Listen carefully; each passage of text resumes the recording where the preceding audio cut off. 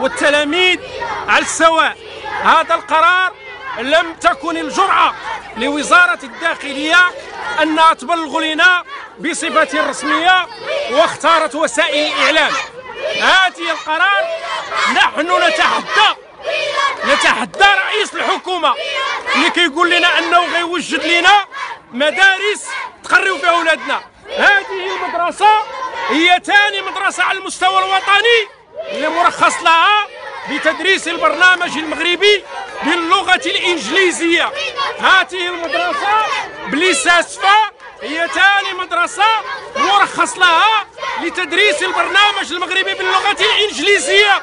كنتحدى بن كيران أنه يقال لي مدرسة بهذا النموذج، مدرسة في غنديو وليداتنا، مدرسة اللي رخصوا لها في بداية الولاية ديالهم وفي نهاية الولاية ديالهم يقررون إغلاقها. هذه المدرسة نحن لا نتحدث عن الخلفيات ديال الإغلاق، ولكن كنقولوا لبن كيران أنه يقلب لنا على ما يحافظ لنا على الاستمرارية ديال المؤسسة.